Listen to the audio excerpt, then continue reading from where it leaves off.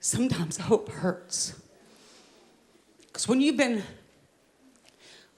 believed something for a long time, it's kind of like that little Shunammite woman in 2 Kings.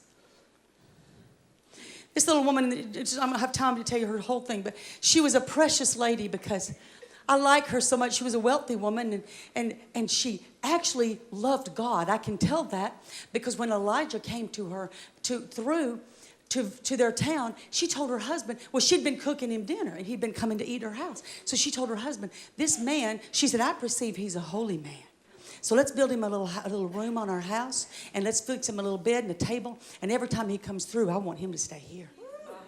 She didn't do that for Elijah because he was a normal man or an ordinary man. She did that because he was a holy man. And this woman had something in her for God. And so Elijah had picked up on that thing. And so Elijah says to Gehazi, his servant, he said, hey, I want to do something for that woman. He said, go ask her what we can do for her, just to thank her for her hospitality. Her answer is so interesting. She said, I don't need anything. I don't need nothing.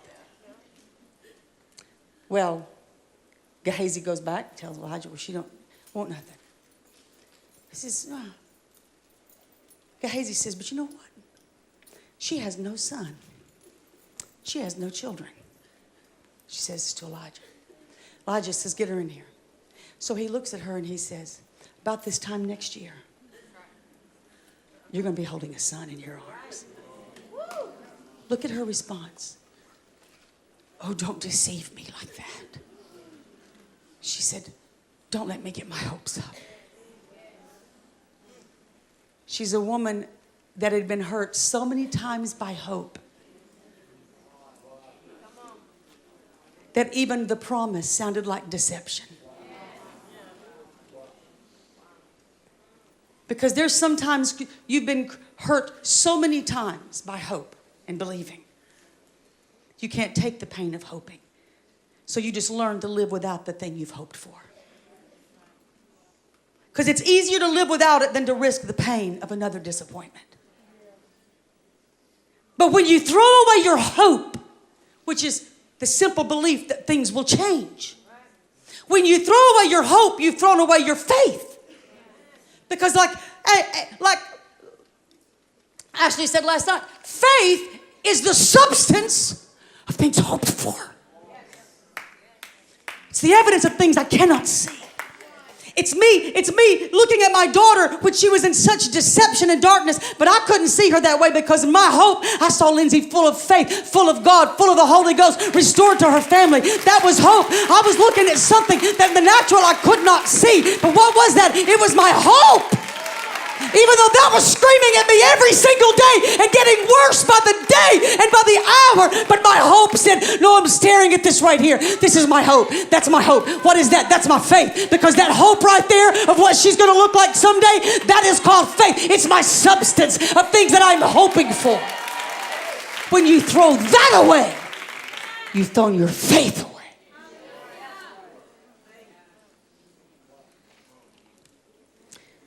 The Shunammite woman had been so let down by hope. She wouldn't even tell Elijah that she even had a desire anymore.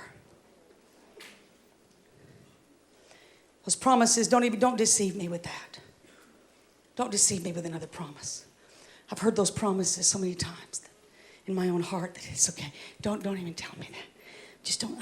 I know. I remember when I tried to believe those kind of promises. I believed I was pregnant. I stood on the word. I was pregnant, and I told all my friends that I was going to have a baby, and found out I wasn't. It was wrong. And I remember getting a promise, believing God that someday my son was coming home.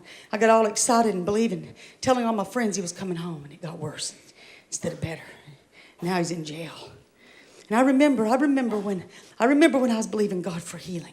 I was praying for him for healing. It didn't happen. He didn't get healed. It just didn't happen. I remember praying for money. I remember praying and believing God. I remember the promises, all about those promises. God's going to meet the need.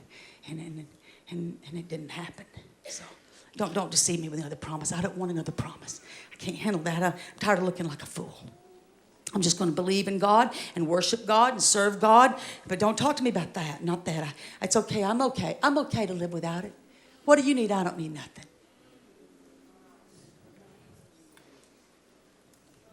Cried my last tear over it. I buried that hope. But when Elijah said the words, about this time next year, you're going to hold a son.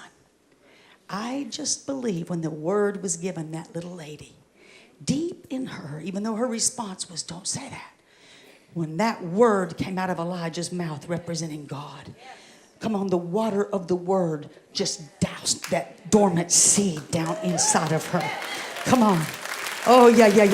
And when that water hit that seed, hope started quivering again. Come on, she thought it was dead, but somehow that word just put, that hope just started kind of moving. Come on, and faith started being awakened again. And what did it mean? And it said, and sure enough, that time next year, that lady was holding a baby in her arms.